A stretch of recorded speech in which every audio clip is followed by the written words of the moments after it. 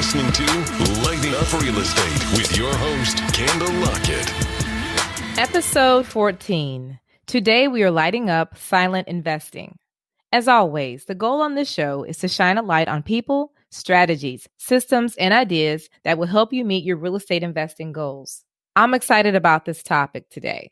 I have a friend who's a doctor, and she reached out to me a while back because she wanted to find ways her money could work for her through real estate because COVID-19 was affecting her income. And we had a discussion about becoming a silent investor. Now, real estate developers and flippers are being creative and working with people who have money just sitting in the bank, and they want their money to start working for them. They would rather go this route instead of using hard money lenders, which can become costly and eat away at the profit. So on the show today is my friend, Rob Van Harris. He is CEO of the Van Harris Real Estate Investing Firm in Atlanta, Georgia. His company flips properties, and every deal is financed by silent investors. He's going to share with you his business model, how to become a silent investor, and partner with real estate investing companies.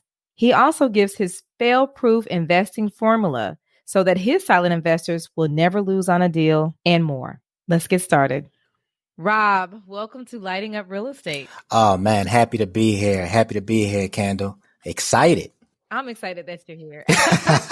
Well, I am excited that you are here. This is something so personal to me because it's just like I'm back with family because we started at KW Cityside together. Yes, we sure did. Listen, long time coming, huh? We've come a long way since those days. Oh, absolutely. We did a lot of growth. I mean, I heard about you and I had to say, I reached out to you. I was like, hey, we've got to talk. Yes. One, I want to talk to you because I want to get in with you. But then two, I want everybody else to know what you're doing. So let's just get right to it. Oh, yeah, let's dig. Let's go. I'm ready when you are. Okay, so for those that don't know, we are talking about being a silent investor. And Rob is a current house flipper, correct? Yes, correct. Mm-hmm. Okay, so pretty much what we are going to just talk about is how you can be a part of flipping a house, but not actively being at the house or actively physically being there. You are using your money and investing it into real estate and getting a nice return for it. Wow. Am I correct, Rob? Well spoken. Way to sum it up. That's right. And right now, and let me tell you, I'll be honest, like right now with COVID, I mean, a lot of people are making a lot of money right now. And millionaires are being made every single day. And we're finding opportunities to invest our money and grow it as much as possible. So like, of course, me and you were going to be talking because I'm in. Oh yeah. But we just want to talk because everybody may not even be in Atlanta where we are. They might be in other cities, other countries, and just say, hey, I might want to be on that side as a flipper and never even thought about this opportunity, but we're going to talk about.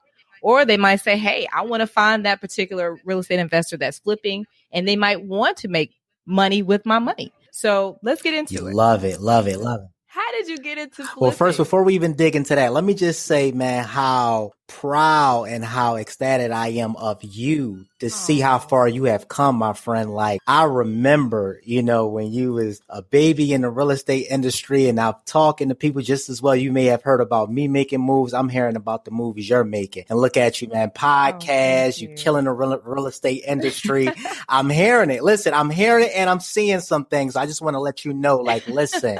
From friend to friend, I am so proud of you, my friend, and keep on thriving, keep on prospering, and keep on being great, my friend. Really. Thank you. Iron sharpens iron. You know that's that. It right there, man. I just want to take out the moment and let you know that I see you, girl. I see you. Keep doing your thing. Thanks, Rob. Man. But yeah, that's it. That's right. You pretty much, said it in a nutshell. I'm a real estate agent as well, licensed real estate agent. I have, I'm the owner of, the Van Harris Group. We are a small team where we still do traditional real estate transactions. We still list properties. We still work with buyers. We still work with investors. We work with a lot of investors, and the way that that's set up, I'm going to touch on that a little later, of course, but, the way that that's set up, a lot of these people who we sell these properties to are investors. So a lot of those people, they fix the properties up and they bring them back to me and my team to sell them for them. So it's a kind of a win-win. Okay. We call them my superstar investors, where the people they buy, because all the properties that we purchase, we're direct to seller. Direct to seller is just basically a terminology that we utilize in the investment world that let people know that we are in direct contact with the seller. No, it's not a daisy chain. No, it's not us trying to sell you somebody else's property. We're in direct seller. This is not somebody who we've basically met on the internet, and he's not even the actual main person that's in direct contact with the seller. And that's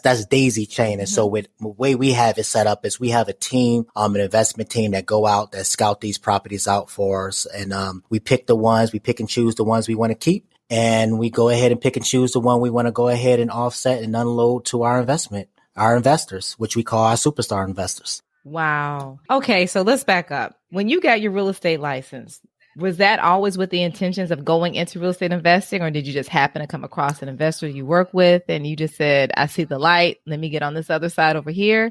What made you transform from being the agent to an investor? Oh, great question. That was always the goal. Always the goal. Actually, I became an investor because of that reason. You know, I started out back in Philadelphia when I was 21 years old. I purchased my first property when I was 21 years old. Went ahead, completed the whole rehab, used my cousins, my friends. You know how we do, the borrowing system, right? So I boarded my cousin, my friends, everybody came in, helped me rehab the house. And I said to myself, after flipping that one property, I said to myself, how can I do more, like to receive the profit that I received at the age of 21. I was just open, but it was always just something that I wanted to do. I told my wife when I was 19 years old, at the time I was a starving rapper, looking to be the next Jay-Z, 50 Cent or something. Listen, I would keep it transparent. I told you I was aspiring rapper. Keep it real. Aspiring rapper. I said, look, it's two things that I love. It's music and it's this real estate industry. I was over the top and in love with the fact how you can take something from nothing and turn it into something. And I fell in love with the game early. So, that was always my intentions to do what I'm doing today, buying, fixing, and flipping real estate.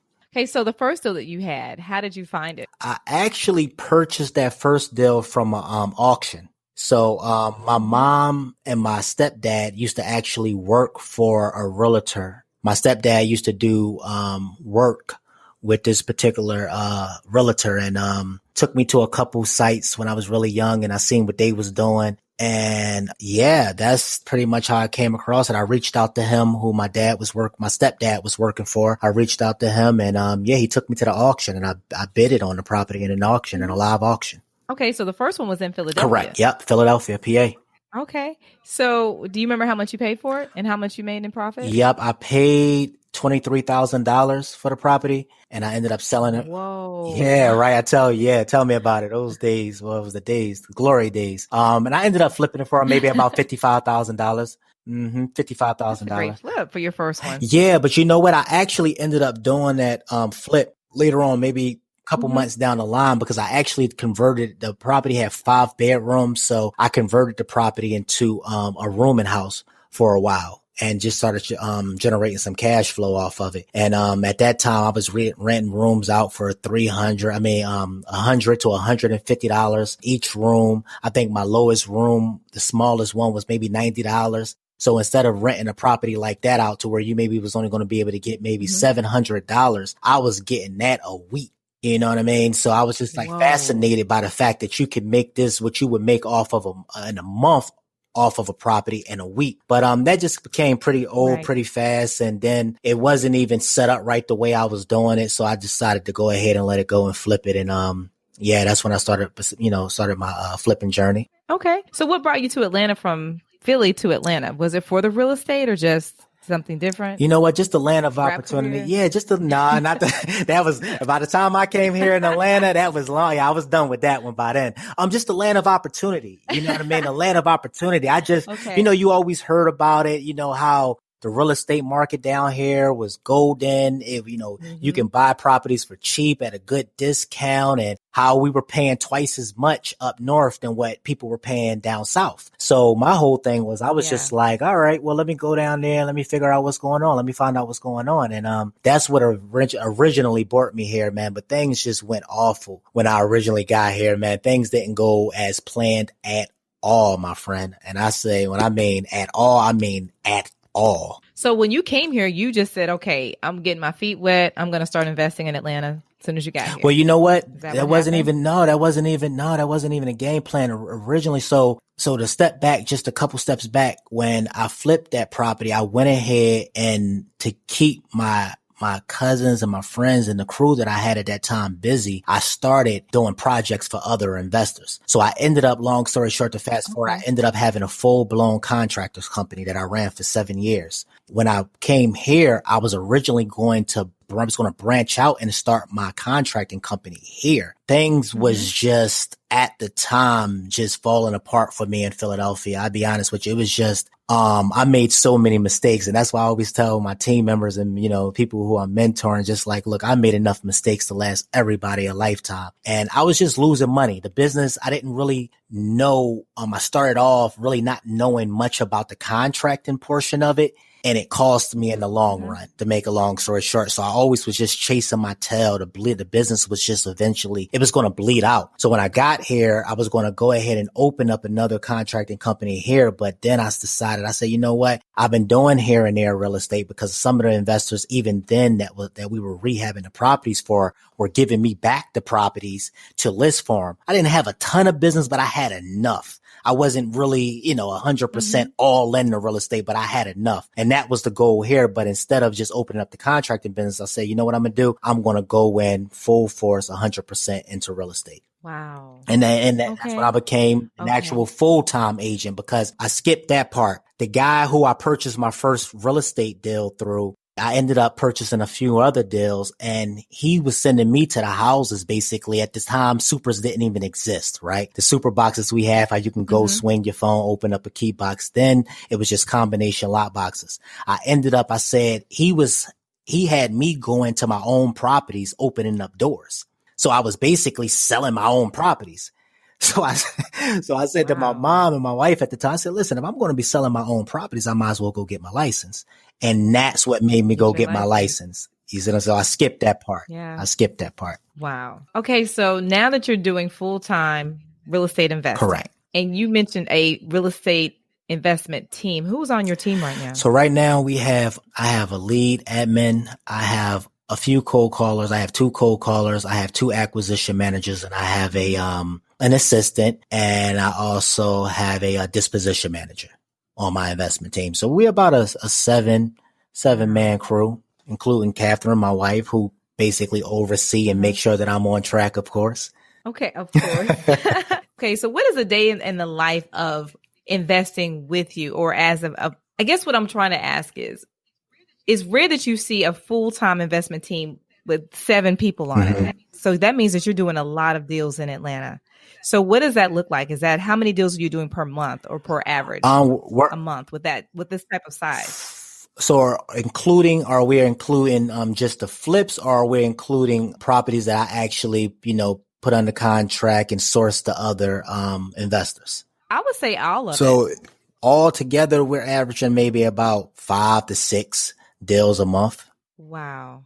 Okay, so if we were to include that silent investor in this, I guess that's what I'm trying to get to, because I'm really excited about learning more about being a silent investor. What would we be looking for as the criteria? Because let's say we're not in Atlanta and we're listening to this and we want to know more. I'm trying to get as much information as I can from you, the investor, so I would know the criteria of what I should be looking for. Because I know one, of course, is that volume size of a team. Because we've got to know that you guys can handle the deals that are coming in, correct, get them under contract, rehab them, get them on the market, get them sold, and go to the next one. I'm looking for more information. Is this what I'm trying to do? Get more information on how I know this will be a good investment for me to put my money into if I wanted to invest in real estate. I love it. And that's a great question, Kendall. That's a great question. So basically, the way we basically present these opportunities to our investors is we basically put together something that's called the proposal, right? So we get several leads a month, several leads. A lot of those leads, as I stated, once they go into contract, if it's not the perfect grand slam type of deal, it may be a better fit for a buy and hold, right? I have a buy and hold guy. I have a lot of buy and hold investors within my database. I go ahead and source that deal to them. They're not looking for as much of a spread as I would be looking for. If it's something that we're going to keep in-house, is what we would, consider a deal that we're going to go in and flip. And let me just say this too. All the deals are not blowing out walls, full reconstruction and remodeling projects. Some of these are what we would consider, we just make them investor ready to where we'll go in there, and a lot of people can't see the vision of when it's cluttered with stuff from floor to ceiling. They can't see the vision. So we sometimes go in and just clean the property out, cut the grass, maybe put a new door on and make a $30,000 spread just by cleaning out the house. You follow what I'm saying? Okay. For newbie investors, what is the spread for the newbie investors? So I always look to get anything. It would need to be for me. If something I'm looking to take on and keep in-house to do myself, it would have to be a 30% spread, 30% plus. Okay. So define spread. So, because that's a term that we don't use. So meaning, so yep, great. So meaning that if I basically purchased a property for $100,000, I will maybe put $10,000 in work and be able to sell it for about $150. By the time closing costs come out and things like that, I'll be left with $130. So the $100,000 give me back my money that I paid, or give my investors back the money that they paid for the property, which was the $100,000. And then we left with the $30,000 profit. Okay. And that is a spread. So That's pretty much spread is profit. So that's profit. Yes. Got it. Okay. Correct. Yes, definitely. Yeah. Always looking to get a 30% profit margin. We call it ROI. So, ROI is just basically a terminology for your return on your investment. Mm-hmm. Right. Okay. Yep. Okay. Yep. So we just had to school some right there. I have a lot of college students that listen to this. Oh, wow. Okay. That's good stuff. Yeah, man. I've been keeping up. Keeping up. That's good. I love it. Okay. So you don't take any deal unless it's having that return of investment of 30%. It's pretty much, or you just pass it along to someone else. No. So yeah, the deals we basically cherry pick from work that we basically keep in-house, meaning let's just say you and I teamed up on a deal. We wanted to be a grand slam, right? Because if you're lending me $100,000, $50,000, I'm just using $100,000 as an example. Cause trust me, people they don't need $100,000 to be able to invest with me. I have people that have invested, made investments as small as $20,000. We can go into that later, how I basically take regular people that have regular 9-to-5s who have converted their 401ks over to IRAs, self-directed IRAs. And we all know that right now, things like the stock market is just in shambles right now. So instead of keeping that money there, I have people pulling their money out of the stock market. I have people taking their money from their 401ks, putting them into IRA accounts, and then taking that $15, $20, maybe $30,000, that $30,000 that they just have sitting, barely collecting any interest, and they're investing it with me. Right. You see what I mean? It's just a better overall strategy. I mean, think about it. Banks don't even give you this type. So I give anywhere from 6 to 12% return, far as interest on any deal that I do. God. Exactly. There, you see where I'm going with this, right? You let me know which bank, which stocks, bonds, nothing gives you that type of return back on your investment. None of it. And not only that, you're protected. It's almost as though, you know how they say any investment is a gamble, you're gambling, you're taking a risk. But with this, you're not backed by my promise. You're backed by the property. You follow me? So let's talk about that. So you said we're protected. So let's go into that with the property. So how do we know we're secure? Like we can't lose our money and it's a win-win if we invest. Great question. So before, like I said, it would have to be a juicy deal for us to be able to keep the deal, right? So I just use that example. I would use the example. Let's just use flat numbers, $100,000. Now the $100,000 for a quick flip is what we call them, a quick flip. I can go in, put $10,000 in it.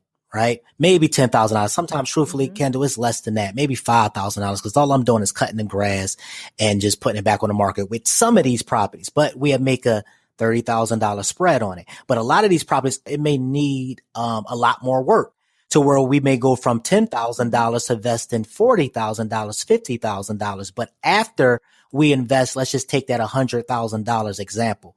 We invest $40,000, $50,000. After I'm done that property, it's going to be worth $225,000. And the reason I'm going to know that is because I'm going to look at what's called the ARV. All right. The ARV, after repair value. There you go. So I'm going to pick all the comps in the area that's nearby that property. I'm going to figure out exactly what the ARV is. 9 times out of 10, I'm going to know the ARV because a lot of these properties where we're investing, I'm not only just an investor in the area, but I'm one of the lead agents in the area, meaning we sell a lot of properties in that particular area. So I know the market like the back of my hand. So if I just recently sold 15 properties in a neighborhood, and I get something around the corner from where I just sold a property for $250, I'm going to be as close as comps. So I'm pretty much setting my own comps.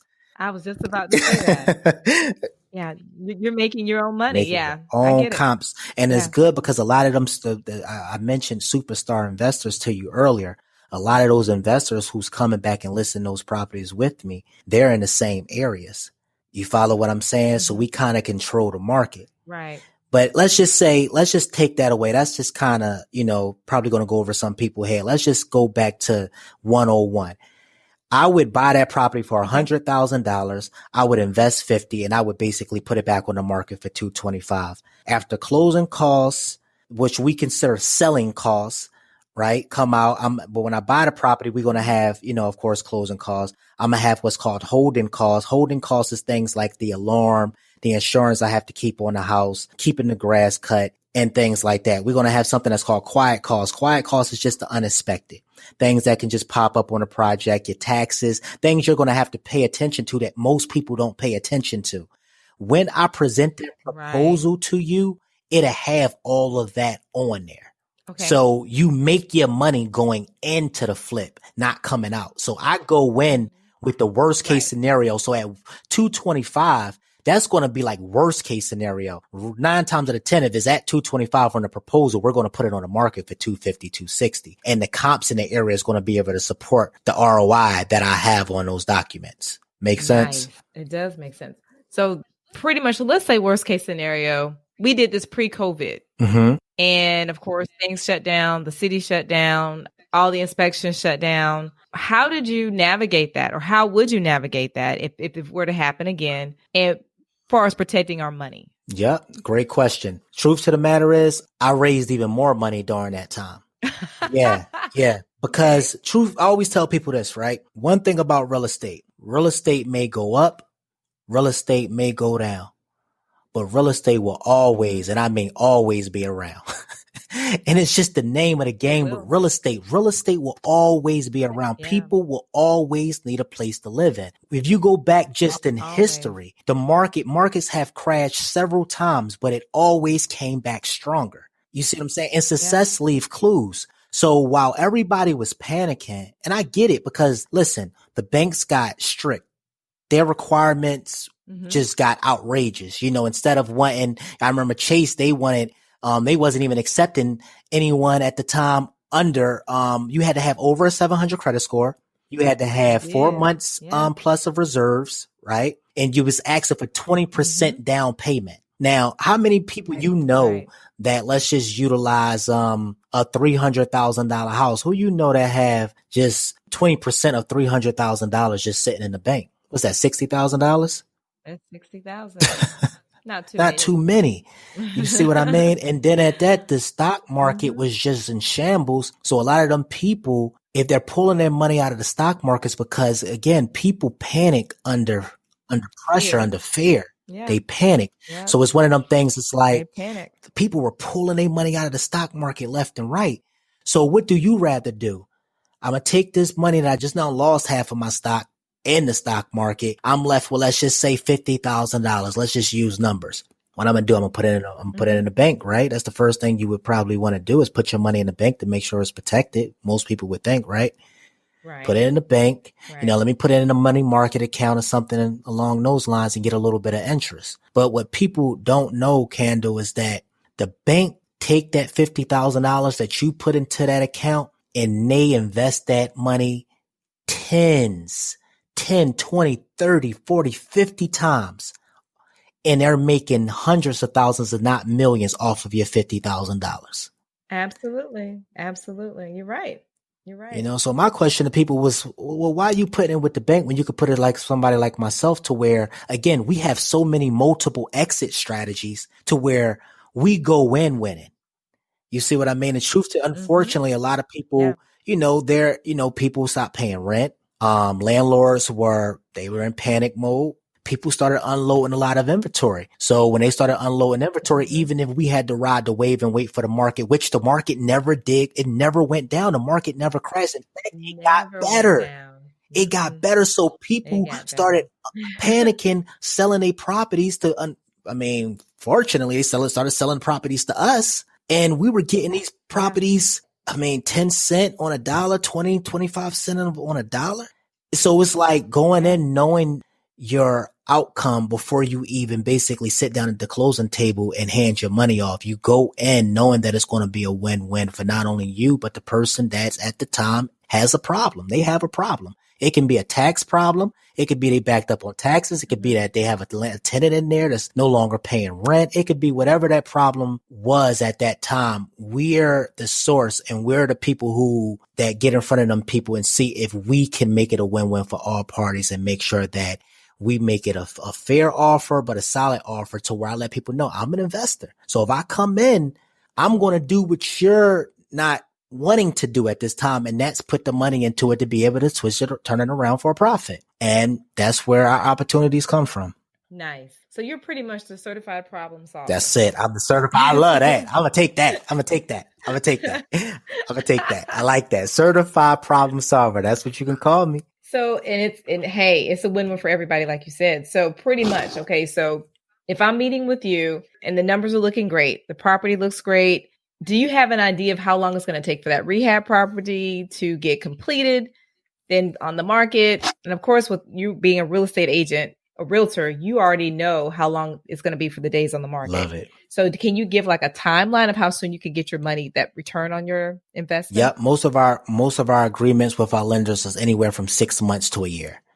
6 months to a year. And and that's the beauty of it, right? Because again, it puts everybody, and everybody, if anybody is watching what's going on in the world today, like you have to understand, like your job today may not be promised tomorrow. COVID showed us that, right? Mm-hmm. Like you may be working for anybody, mattress firm, Home Depot, whatever, Lowe's. Your job is not, look, the unemployment rate was at an all-time high. So what we're doing is, and let me know it. And I'm sorry, I skipped the part earlier. Let me sum on this. Let me touch on this. The reason why I said that you're backed by not the property and not my promise, because we get these properties at such a discounted rate that, let's just say I borrow $100,000. I have option one, so that I gave you earlier. I can put $10,000 into it and then turn it back around for 140, clear 30, right?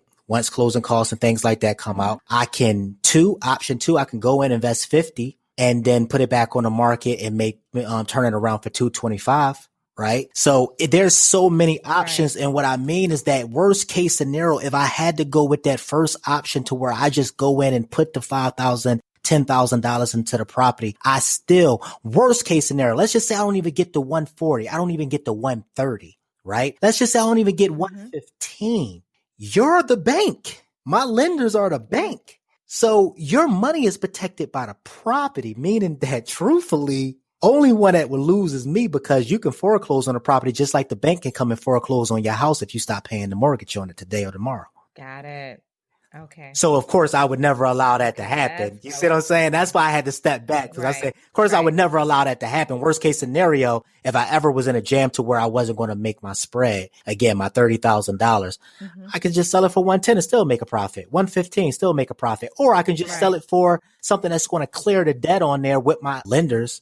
What they invested, their $100,000 and their interest. So whatever that interest is, let's just say it was a 10% interest. I'm going to make sure that I clear it to make sure that they get their money back. Why? Because as long as they're liquid, I can take that $100,000 and go pick up another two or another deal just as great as that one. Mm-hmm.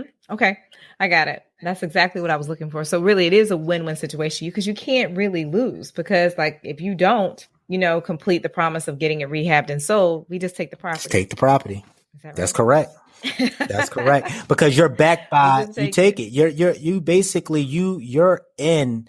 This may be, I know you were saying, you have college students and things like this, but I want to make mention of this. you never want to go into business with somebody off somebody's word or somebody's promise. I know the guy Prophet. I love his show. He say he do his deals by shaking hands. But let me tell you something. This is a crabby, sneaky business. And I want my investors to know that, listen, I want you to know you're not backed by something I'm just telling you with my lips.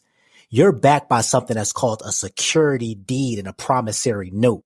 So what I promise you is going to be recorded. And it's going to be illegal and on a legal documentation that say that your $100,000 and your 6 to 12% interest is going to be returned to you within this next 6 to 12 months.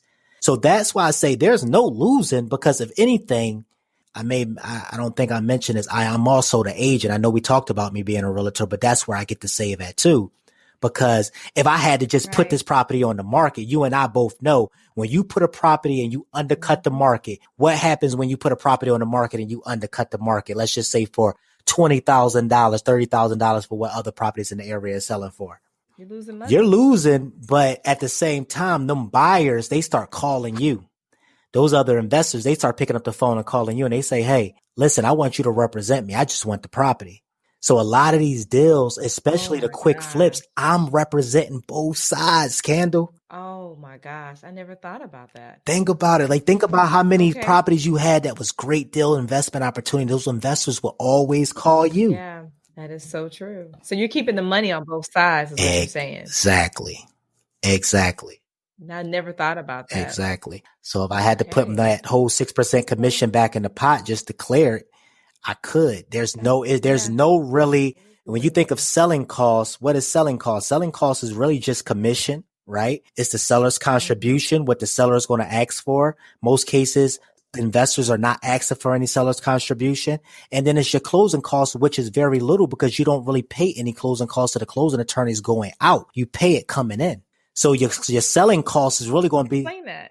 So basically going into the deal, you're going to have title insurance and things like that. Make sure that you're protected. So if a lien ever pop up on that property, they have to go to bank for you. When going out of a deal, remember, most of that cost on a HUD-1 sheet is going to be unto the buyer, not to the seller. So I don't really have any costs, but really transfer costs.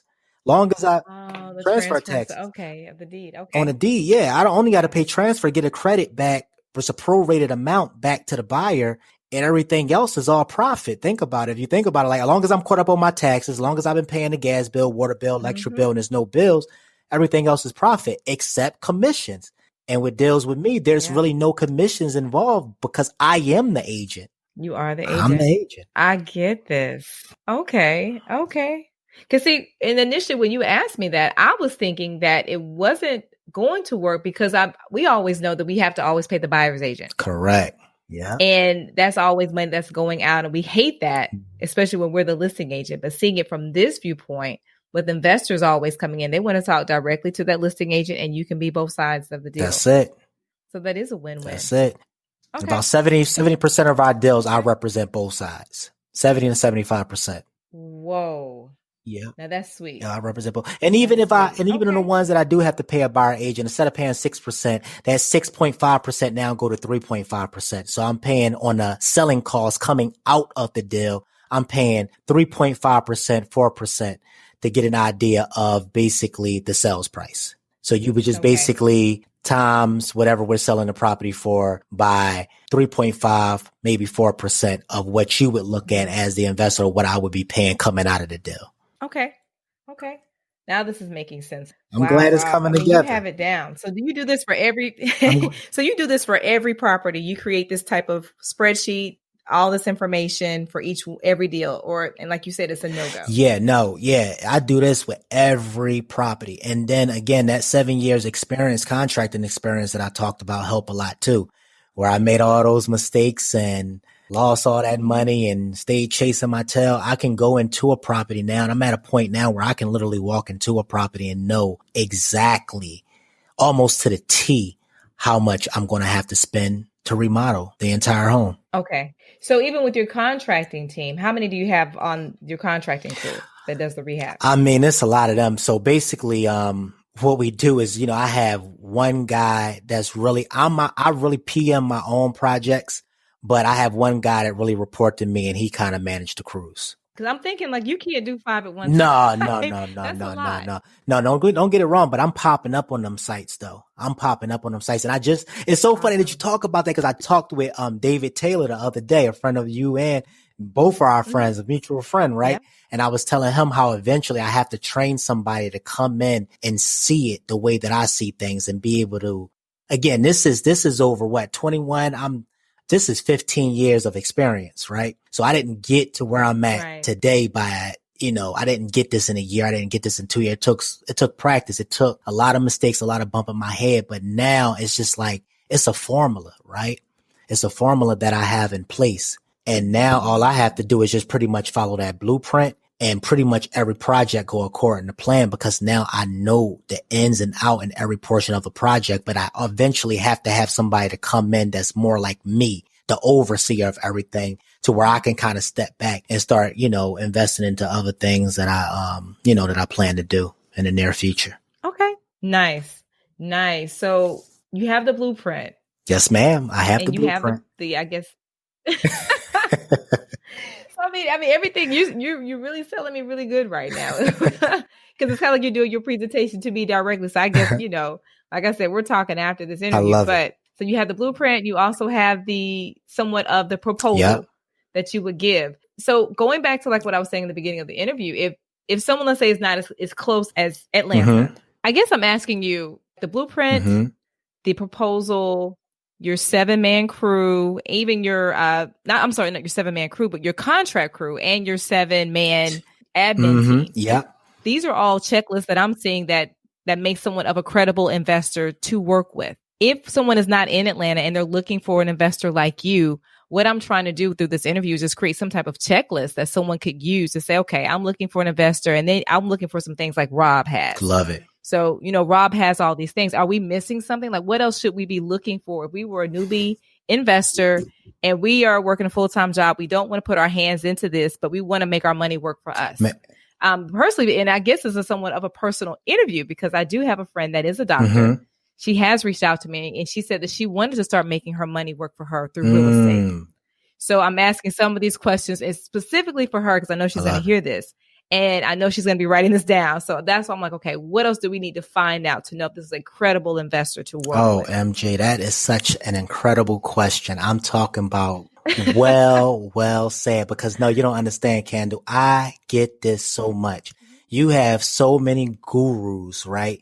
And everybody nowadays are going to YouTube University and they just, they watch a couple videos and out of the blue, they're just they specialize in wholesaling or they specialize in flipping after just basically grabbing some content from another person and then coming to talk to you about it. One of the things I always tell people, make sure the person that you're getting into a business relationship with, especially when it's something like this, to where you're investing your money, you're investing your savings. As I explained earlier, some people are these people that have been converting their 401ks over to their IRAs, they self-directed IRAs, they Roth IRAs. They've been having that money in account for 15, 20 years. This is your life savings. Yeah. You better do some research on that person. You better make sure that this person is who they say they are. Like you go to my YouTube channel, you go to my Instagram, you go to my Facebook, you going to see a representation of who I am. Them deals I'm talking about I'm doing. Oh, I have video. I have a track record. I have so much that you could just see outside of even before you even talk to me to be able to go and find out who I am as a person. Because if you say you flipping 2, 3, 4, 5 houses a month and I'm going to your page, I'm going to your Facebook page, your Instagram page, I'm even Googling you, but it says nothing about you being a flipper.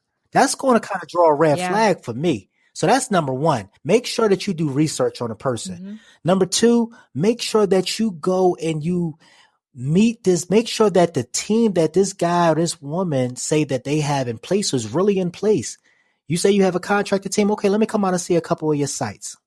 Let me see your crew. I want to see your crew live. Like even a couple of my investors who recently just came on board. We didn't forget just the proposal. No, come out and meet me at the sites. I tell them, come out. Let me show y'all what I'm doing. Let me show you how I take properties from nothing and turn them into, I make them HGTV ready. The type of houses that you will want to buy yourself when we're done with them. You know what I mean? Like, make sure this person is really doing what they say that they're doing. And 3, more importantly than all of that, make sure that you have paperwork, have it in writing. Make sure that the interest rate is in writing. And make sure, like I stated earlier, make sure that you are protected by the house and not by someone's promise. And that's going to come in the form of a security deed or a promissory note, or both. In my case, both. Yeah, that's great. That is some great advice right there. That's amazing advice. Because even with you, I would even say, even the real estate sales, because I could pull you up right now and know what you have sold, what you have purchased and sold. And we could look at the returns as well. That's so good. that way we know, like, okay, yeah, he's getting. That's real good. I like that. So you can use that in your proposal. I like now. that. I like that. Yeah. That's so true. So you can get that. You can see that. Yeah. Yeah. Because I mean, because I wanted to bring that up because, like you said, that is so important, because social media has a lot of people thinking that, because they have 100,000 followers, they're that guru, they're that expert. And then when I start researching them myself, I'm like, I can't find anything on this person. No sales, and you no realize reviews, nothing, right? Nothing. Right. And it's like, what if I would have put my money with that person? And so I have to also do, because I know when much is given, much is required, even with this podcast, I have to be very mindful of who I even, give a platform to. I've got to do my research and say, okay, do I know this person has done this many deals or have, or doing what they say they have done? Where's their content? How do I know they can teach this? And they're actually being with integrity about what they're doing, because I trust them, to do the right thing with the audience that they have right now. So I think what you said is so true. I appreciate it. So true. You've got to do Yes, more. man. It's vital. Like, it's something you must do, because again, that's when I'm glad you made that point too, because that's how I find a lot of my cash buyers too, because they reach out to me from the lens of looking at me as an agent. They say that, wow, this guy is doing all these deals over in this area. They don't even know yet that I'm actually the one selling these properties too, though, and they're my properties. But they call me and say, hey, listen, I'm a cash investor in the area, and I see that you sold whatever, recently sold 10 properties over in the 303 such and such area. I want to let you know that if you come across any opportunities in these areas, I want to buy them, and I want to buy them cash. I can close quick. Great. Okay, so let me explain to you who I am and how I work. Okay, I'm not the agent that's going to be putting in 50 contracts for you a day. I'm not the agent that's going to, I'm not that guy, but let me explain what I do. Yeah. When I come across an opportunity, or we hit our ceiling for the month in regards to our capital, we have a ceiling, right? I have a certain amount of capital that I can invest a month. When we hit that ceiling, I can only service three deals that month, 4 deals that month. But what happened to the other? I get 10 that month. What happened to the other 6? That's when those people that called me up and say, Rob, I see that you're doing a lot of business in this area. I want you to represent me as your agent. Well, no, I don't even need to represent you. This is what I'm going to do. I'm going to sell you the deal. I've come across these opportunities all the time. And when I come across the opportunity, I'm going to send it directly to you. You make them feel special, because they are special. They are a huge part of your movement. That's why I was talking to a friend of mine yesterday, David, again, talking to David about it. I said, listen, a lot of people just see me because I'm the face. But you have to understand, when I put a property on the market, I buy a property for $100,000 and I turn it around to another investor for 30. And then that other investor, 130, and that other investor didn't take it all the way home, invest the other $25,000 and then turn it back around and turn it for $225, $250. Everybody wins. Everybody is winning, because now my end buyer, my cash buyer, what he's going to do, he's going to come back and continue to buy properties off of me. My lender, who gave me the $100,000 investment, he's going to continue to invest more money with me, right? And then the person that we purchased the property from, they win, because they had to get rid of the property, and it was just basically draining cash from their pocket. It was a money pit. So everybody get the win. And guess what? I didn't even mention the first time home buyer that's going to turn around and buy it from my investor for the $225, $250. So everybody in the equation win. And I'm glad you made mention of that because a lot of people being an agent, I always tell people, it's this big thing going on with wholesaling and this and that. Cause I don't have nothing against wholesalers. Look, basically what I do is basically a form of wholesaling. It is wholesaling, right? So I have nothing against wholesale. I know agents hate wholesalers. Listen, I love them. I buy deals from off of other wholesalers. Love them, right? I love them. I love them. But I'm noticing a lot of people that being an agent, being on all the sites, the Zillows, the Realtor.coms, it gives you that brand recognition. So I'm glad you made mention of that, my friend. It gives you a lot of brand recognition because, again, all of our deals that we close, of course, they're not on the Zillows and things like that because they're sold off market to other investors. But when you see these flips and stuff, and you go on my portfolio and you see these properties that have the marble countertops and the hardwood floors and the backsplash, and you look back 3 months ago on that property and you seen that it was a shell. It was a hole in the wall. 9 times out of 10, that was one of my properties that we flipped ourselves or we sold to one of our investors. Nice. So if someone wanted to work with you, because I know you've mentioned several times the $100,000 investor. Everybody doesn't have 100,000. Right. So realistically, like, what do we need to have minimum in the bank to work with you? That's just it. I would say at least you want to at least have at least $20,000 plus. And the reason why I say that is because you want to have some real skin in the game, right? I mean, honestly, you could come and invest with me for $15,000, $10,000. I don't care because all we're going to do is put your money. Let's just say, we have your money, you have 10, right? But I have 70, right? And I may need 80 to purchase this property. You're now in joint venture with this other lender on this deal. So now your $10,000 is working for you and not you working for it. Exactly. You follow what I'm saying? So I don't turn nothing around. We don't turn nothing away because I want to show people, listen, trust me.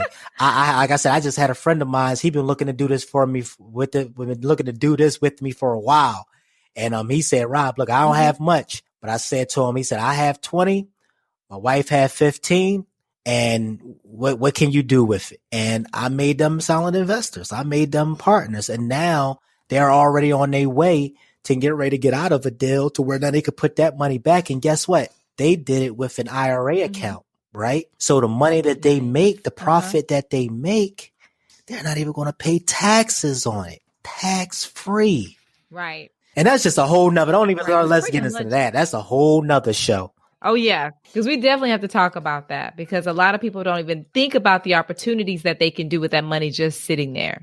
And they could be making it work for them. Because guess what? The bank is. Bank, they flipping your money. Ain't that something? They flipping your money, making money off of your money that you worked hard for. That's why it cracks me up when I hear people that just have money just sitting in the bank, $15,000, $10,000, $20,000. I'm like, again, I don't care. Look, you don't have to invest with me, but find some way, find something to where you can start generating some cash flow. And have the name of the game is to have your money working for you, not you always the rest of your life working for it, So I'm big on that. Yeah. Well, Rob, it's like you've already started in your financially lit classroom session. I was at the end of at the end of each episode, I let my guests become the teachers and we started Financially Lit 101. Oh, wow. And I love talking to investors about money. I do. I could just for hours. Oh, even like me and David we talk about an hour and we're just talking about money. Wow. So I would love to just talk to you about just finance because we think so differently. And I think it's amazing because I always come out knowing something I didn't know before. Wow. Just from having a conversation with another investor. So I call this segment Financially Lit 101. And I'm just going to ask you just some questions about finance. And I mean, you could be quick with it. You can explain it. It's your classroom. Okay, let's do it. And I'm just a student, just like the listeners are, and I'm ready to learn. Let's do it. I'm ready. Let's go. All right. So I am an avid reader, so I'm always asking about books. What financial book, not a real estate book, because we know the real estate books, they're all out there, but financial book have you read? Or, that one financial book that just changed that financial mindset for you? I'm going to tell you, and I know a lot of people would really give you the same answer, but I have to say this because this is where it started from. and I'm just being totally transparent. Okay. It was Rich Dad, Poor Dad, Robert Kiyosaki. You know, that's just really what put me in another mind frame as to, wow, like, you know, residual income, cash flow. What is this dude talking about? Like, you know what I mean? Like, what is he talking about? And I dug in, I dived in, and I just started got into his other books and started, you know, I played a game with my kids, the cash flow game for my children, my 9-year-old, how to play cash flow. And it's teaching them the meaning and how to spend money and how to utilize money at such a young age. I'm telling you, my kids can sit down with you with the game cash flow, and you'd be surprised at the decisions they are making, how they can get out the rat race, how fast they can get out the rat race. Wow. I'm dead serious. Awesome. That is awesome. Okay, so let me ask you something. Let's go deeper, because everybody, and of course, I'm the same way. I love Rich Dad, Poor Dad, Cash Flow Quadrant. That's my favorite. I like that one. Yes, that's the one. That's the one. Yeah. I'm a big fan of his and that brand. And I'll even listen to him on YouTube University, Guilty as Charged. Mm-hmm. And he did an interview and he said, it's been 41 million copies sold. Mm. And when he said that, I was thinking like, no way. Mm. And I'm just wondering like, okay, if 41 million people have bought this book, why aren't 41 million not taking action to what that book said? Mm. So I guess no, that's good. So I guess my question is so why are you different than other people? Because I mean, for real, it's something about that book that made a lot of people, especially the people I've interviewed, take action. Do you remember what it was about it or that sparked you in that book? Because I'm like, some people just didn't get it, and I don't know how they didn't get it. But what sets you apart? Just wanting to be and have financial freedom. You know, I grew up, you know, poor my whole life. You know, I'm from North Philadelphia, and anybody know about North Philadelphia, listen, you have to be, listen, if you could make it there, you could make it anywhere, to say the least. Okay. So I grew up in poverty, around poverty all my life, and I just wanted a way out. I wanted something that it's nothing. I always tell people like this. Once you find out your passion, it's nothing like making money doing something that you would do for free. It's nothing like making, like you said, you love to talk about money. That's how I am about real estate. I can sit here on the phone with you for the next 2 hours talking to you about investing. That's it's what I read, is what I breathe. When I talk, it just comes out of me. It's like my wife even have to will me in sometimes, because when she's trying to be romantic and do the, you know, the wifey and husband thing, and it may be date night, I want to be talking about real estate and how I'm about to close this deal that I locked up earlier. You know what I mean? Because you're trying to get after repair values. So I had to learn quick. All right, brother. All right. You have to get a balance down here, Rob. You have to get a balance. So, you know, and anybody who follow me know that I'm big on family. You know, I'm a true representation of, I spend a lot of time with my kids. I spend a lot of time with my wife, and that's what this business have really created for me. Freedom. Just leverage. And you know what I mean by that, because we both Keller Williams agents, and that's what they teach you on 101, getting that leverage. I am so grateful. Absolutely. But I mean, that is the best thing. I think Keller Williams, I mean, of course, we both started at Cityside pretty much at the same time. And it was weird because I had a coach, and I said, he said it to me because I think I started talking about, of course, real estate investing. And we started going over the principles of Keller Williams. And he said, Kendall, I think we might just giving you the mindset to just have a career out of real estate with us. And I'm like, you know what? And he sparked something, because that's exactly what they did, because of talking about that, you know, all the opportunities after just doing real estate sales.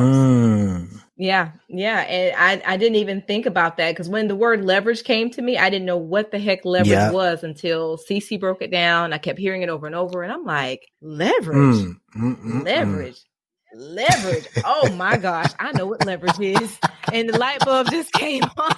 I mean, like, jackpot, I got it. Jackpot. I'm not, absolutely. I was buying every book I could, reading every Tony Robbins book I could find. I mean, leverage just was like, where has that word been my whole life? That's it, my friend. Leverage. But you're the 1% though. because I'm pretty sure you said something earlier. So many people read that same book, but how many people took action? It's very few that took action. Mm-hmm. We were the 1%. See, I always tell people, I can talk to 100 people in a room and maybe anywhere from 2 to 10 are going to take action. Sometimes the odds are lower than that. Maybe only 1 to take action. Yeah. And it happens all the time. You see what I'm saying? And even with my team, I've learned that early on. Me and my wife, I'm not going to go too far into this, but we're working on something to where I would get people all the time. They would inbox me and, hey, Rob, I'm looking to, start my investment business, or Rob, I'm looking to come on to the team. I'm here in Atlanta too. Hey, man, I come across deals. I've seen that you're buying properties, and hey, I want you to be my mentor. And let's just say, some of the people you would take out the time to invest your knowledge into and your time into, and I always tell people my time is one of my most viable assets, because I can always never get it back. I can always make money, but I can never get my time back. So even now, before you can even come on to my team per se, you have to be willing to make the first investment into yourself before I'm going to be willing to invest into you. Right. So here's what you do first. Here's the AB. Before we even could talk about C, here's the A. Before we can even talk about, the B, let's talk about the A first. Let's stay before we can talk about step 2, 3, and 4. Let's see if you're even going to do step 1, because if you're not even willing to make the investment and taking step 1 and make that initial investment into yourself, why do you think somebody who put blood, sweat, tears, and time? Let me tell you something. Knowledge is power, and knowledge is expensive. So if I'm taking out this time to sit with you and taking out days, weeks, even sometimes months to take my time and spend with you, and you're not even going to do nothing with it, that's a slap in the face. Yeah. Yeah. It's a slap in the face. You are so right. So we're coming up with something. We're coming up with an app. Me and my wife, we're currently working on the app right now. And as we speak, and a lot of people, I get that all the time. Rob, what you're doing and how you're doing it. Guess what? You could go download it for free. And then when you want to get into the depths of it, how to raise capital, when you want to get into the depths of it, how to open up an IRA account and start making money back to where you can be tax exempt and things like that, then you can go ahead and download the course that's associated with the app. But you have to make the investment. I love it. Yeah. When you and your wife get it, you guys are welcome back, so we can talk about it. That's what I'm talking about. I can't wait to let Catherine know. We're gonna hold you to it now. We're gonna hold you to it. Oh, absolutely, absolutely. Because I'm like you. I love to talk about this all day, and it's weird because this got started because of just having these conversations with one of my best friends, my childhood best friend, and that's an investor. Mm-hmm. And we this is how we go back and forth. And the only difference is this is just being recorded. Yes. So I love this. Yeah. Pretty much everybody I talk to are investors. And it's so funny. But when I talked to my mom, we were discussing earlier. I was like, Mom, okay, so did they pay the rent today? Okay, so we got to figure out about this rent because my mom's an investor. I got it from her and my mom. So that's all we talk about is, collecting rent, dealing with tenants. This is just pretty much what I've grown up with. Actually, Rob, since I was 7. So this is just second nature. I never knew that about you. It's second nature to me. Yeah, it's second nature. My parents never really pushed me into this. I went into education, but they never said, okay, you're going to have to do this. You're going to have to do that. Take care of these properties, buy more, whatever. They just said, if they fall into it, they fall into it. So I just happened to catch the bug. Wow. Yeah. That is amazing. Yeah. That's amazing. And you had the, that's good because it's one thing to hear about it, but to see it, you know what I mean? That's one thing about I love with my kids. I actually take them with me and I'm showing them. It's one thing to talk about it, but it's another thing for them to see it. Mm-hmm. You see what I mean? So they're going to be just as much as a threat than I am, when they're my age, because they're going to know what I know so early on. I always tell my son, I'm like, man, if I knew half of what I knew, if I knew half of what I know now, then at your age, son, oh my goodness, I'd be a billionaire. I'd be a trillionaire by now. Yeah. So no, that's just it. You're right. That's just it. I never knew that. Okay. So next question. Mm-hmm. When you have flipped a property and you have gotten the check that you have definitely earned, what is the first thing you do with your check? Truthfully, I pay myself. Myself first. I'm not the guy that's into all the humble beginnings, my friend. You know what I mean? Like I told you, I come from nothing, right? So I'm true again, going back to the, rich dad, poor dad method, right? Investing in assets and not liabilities. So I'm not the guy to go out there and buy the Beamer. I'm not the guy to go out there and go buy the new, the latest Escalade. I'm not the guy to go buy the latest Tahoe. Don't get it wrong. I have a Tahoe and this is pretty new, but again, I did that when I was ready and when I was overqualified to do it. I didn't take my first $30,000-$40,000 and go buy a Tahoe truck. You see what I'm saying? Like, so yeah, I pay myself. And like, as I stated earlier, I love spending time with my family. So we love traveling a lot. And of course I can't travel now due to all this COVID-19 madness. But once the air clear with this, me and my family will be back on the planes again. And, I just love spending time with my family and we love doing the things that we want to do when we want to do it. So yes, I pay myself. Okay. So next question. This is kind of it's not loaded, but it's deep. Uh-oh. And I'm pretty sure you and your wife have talked about this, but I'm just really curious because I know you, like you said, you're a family guy. Love it. I'm ready for this one. You said deep. You mentioned the word deep. I like going deep. Okay, let's talk. So how do you plan to leave multi-generational wealth for your grandchildren? That's it. That's it right there. Well spoken. So the way I plan on leaving, and then what was that? What was that again? What was the exact word you utilized? Multi-generational wealth. Okay. Yeah. The way I plan on doing that is by leaving behind the blueprint. See, the way I can always tell them something, but they're going to listen to some of what I say, but they're going to listen to all of what I do. Right. So when I'm able to show them, hey guys, as I stated to you earlier, this is how you do this. See, I want y'all to know how to do it. I don't just want y'all to see me doing it. If you go and watch my Facebook or my Instagram, you will see my kids on there with me. As I'm teaching and I'm giving and I'm dropping Jews and I'm educating the people that's in the audience, that's going to be watching that video. More so, I'm educating them kids that's in front of me. I'm educating my boys. I have 4 boys, Crystal. My oldest is 17, man, 17, about to be 18 in December. You hear what I'm saying? So they're my first priority. So I'm leaving behind the blueprint so that if it ever was by some chance or somehow taken away, they'll always, and I mean always, know how to make it back. And that's how I'm going to leave my legacy and be able to make sure that they continue to thrive as a family and creating generational wealth. Yeah, because education is something that will never be taken away. So that's amazing. Your mind is one of your most powerful tools. They can never take that from you. They could take a lot from you. Listen, the IRS. I tell a story about the IRS when I first had my first. When I first started making 6 figures and that bill came in, I tell a story about that, how I went and I had to go take a nap. Like I literally passed out.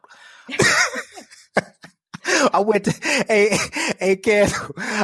the next room and passed out. You asked my wife if I'm lying. I'm dead serious. I was like, wait a minute. You mean to tell me I owe more in taxes what most people make in a year, like on a 9 to 5. On a middle class income. I owe that to the IRS. And it just taught me a lot, and that's, I'm so grateful for it because it taught me how to create other avenues. And not only have I applied it to my own business and setting up certain ways in order to save money and how to create wealth, but I also now I'm in position to be able to teach my friends and my investors other channels and avenues as to how they can do the same. Nice. Yeah. That's amazing.